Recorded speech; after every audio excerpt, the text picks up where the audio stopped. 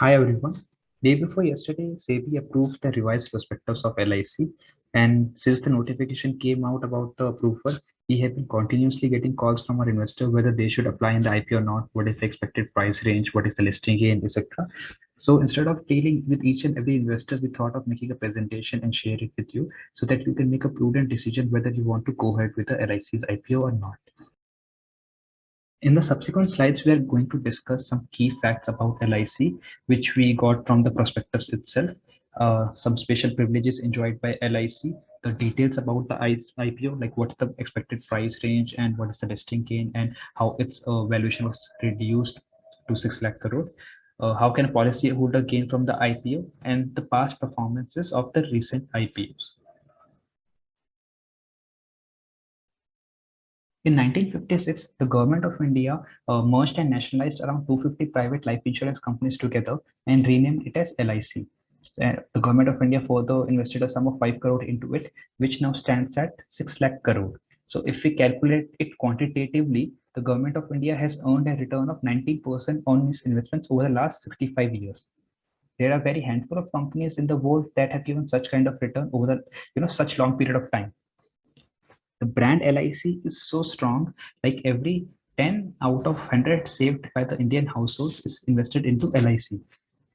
If one wants to buy an insurance product in India, they do not refer it to as say HDFC, ICICI, Bajaj, or XYZ. They just say we need to buy LIC. And there were reports internationally, the brand LIC is valued at some $1,000 million. So LIC is not only the largest insurance company in India, it's the largest domestic institutional investor as well. So as we speak, LIC is managing around 38 lakh crore rupees. So we have not included the prime real estate properties of LIC, that is at say Nariman Point or CP or at key prime location of each and every city. So if we want to compare it with other institutions, I just want to say like all the 44 mutual fund companies combined together are managing the same kind of AUM that LIC is managing all over. And private life insurance company stands nowhere with LIC's AUM. If we combine the AUM of all the private life insurance companies, that will be still 1/3 of that of LIC. That's the kind of money LIC is managing on daily basis. Out of this 38 lakh crore, the majority is invested into government securities. 15 lakh crore is invested into central government securities. That represents 18% of the total government securities issued by the central government. And another 10 lakh crore is invested into state government securities. So we can say out of 38 lakh crore, 25 lakh crore is invested into various government securities only, and rest is invested into corporate bonds and equity markets. So what happened was in 1907, the US government went bankrupt and they wanted some loan, and it was JP Morgan who bailed the US government out. So if we can say that there's one institution in India which can bail out the Indian government, it's going to be LIC. On several occasions when public sector banks or say railways or the IPOs were undersubscribed and the government needed money, it was LIC who provided the capital. On several occasions, our investors asked us like for how long LIC can maintain its market leader position, for how long it will be able to beat the competition, like private insurers are selling aggressively online through banks, etc. So I'm not the correct person to answer that because I'm not in the management team. The best person would be the MD or the CEO of the company. But what I can answer is even after 22 years of privatization, LIC continues to enjoy the market leader position in almost every life insurance business. If you go by the numbers, LIC is having 80% market share in group insurance business, 77% market share in annuity business, another 64% market share if you go by the premium basis, and 75% market share if you go by the number of policies issued by the LIC. So these numbers prove that there is competition in the market, but still LIC is continuing to maintain its dominant position. You know, and as of now, LIC has not explored various avenues available to it. So if it goes online or it partners with various banks, I'm sure LIC's market share is going to increase in the near future only. And we are going to discuss in the next slides why is that. I just compared it with the market share of various insurance companies around the globe, and was quite surprised. Like the market leader in various Asian nations, in Malaysia, Japan, China, the market leader continues to enjoy only 20 to 16% in respective countries. It's only in India that the insurance companies enjoy such a huge market share.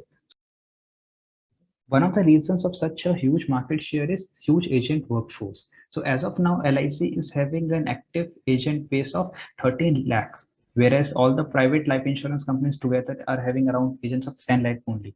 So there was one joke by one of the round person कि India में कहीं भी चले जाओ आपको तीन चीजें हर जगह मिलेगी. One is Maggie, other is post office, and the third one is insurance agent.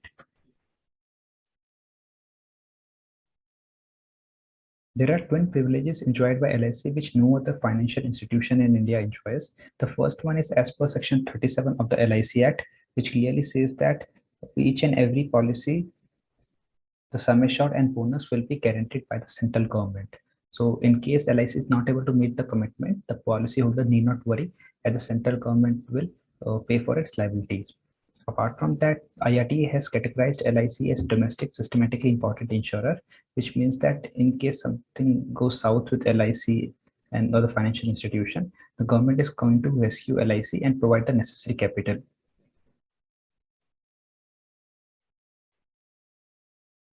We carefully looked at the balance sheet and profit and loss account of LIC, and we were quite surprised because the LIC was having a balance sheet size of 40 lakh crore, whereas the profits were only 3,000 crore.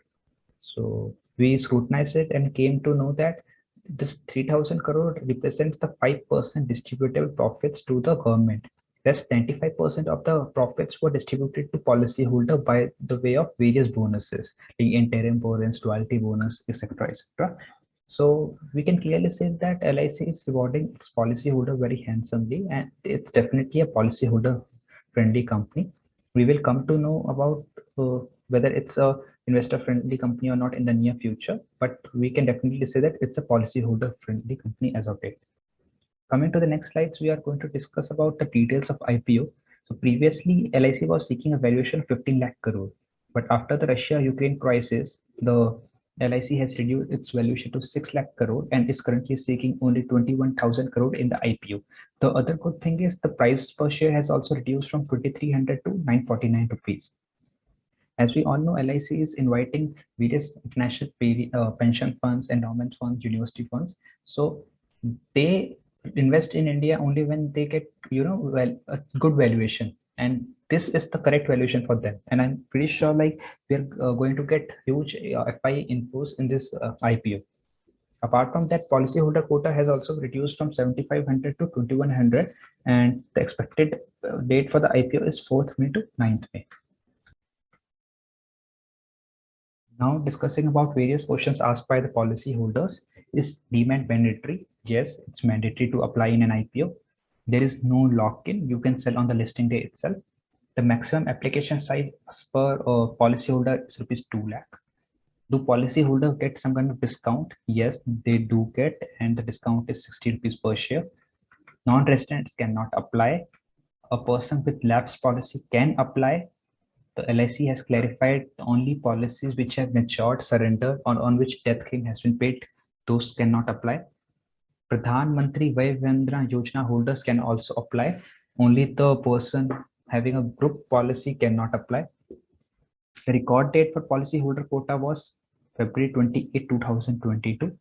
Apart from that, LIC has clarified that a person holding a policy worth say 1,000 rupees premium or say 10 lakh premium, both will be treated at par and there would be no kind of discrimination in the allocation of shares. Since this is going to be the largest IPO India has ever seen, there are certain risks involved as well. I'm not talking about the competition here because that is an internal matter. But apart from that, the liquidity crisis, like we have seen in Paytm and Reliance Power, both these were the biggest IPOs in India's history. And both are performing very badly since the day of listing. Like Paytm is down to 72% and Reliance Power is down by 96%. So I'm not comparing Paytm or Reliance Power with LIC. All the three have different business models, but Indian market requires, like at the day of listing, there would be a lot of sellers that will prefer selling on the day of listing itself. So we need buyers. So only time will tell how the Indian market will perceive the LIC's IPO. But for the time being, we should be conservative. We should not be putting all the X LIC's IPO itself. Apart from that, the shares of private listed companies, that is ICICI Prudential and HDFC Life, are under pressure because these were trading at a valuation of 2 to 3x of the embedded value, whereas LIC is coming at a very reasonable valuation of 1.3x of the embedded value. So both the stocks are under high pressure and down 28% since their highs in 2021. Apart from the shares of privately listed insurance companies, the stock prices of publicly listed general insurance companies are also under pressure. The New India Insurance Company is down 67% since the day of listing, and the General Insurance Corporation of India is down 72%. Both the companies are very good and enjoying a good market share in their respective fields, but still the FIAs are not putting money in these companies because they do not want some kind of government interference in their workings. So both are under pressure, and we do not know how the LIC will perform, but we can just have an overview of the past performance of various IPOs and make a meaningful decision in the future. Thank you.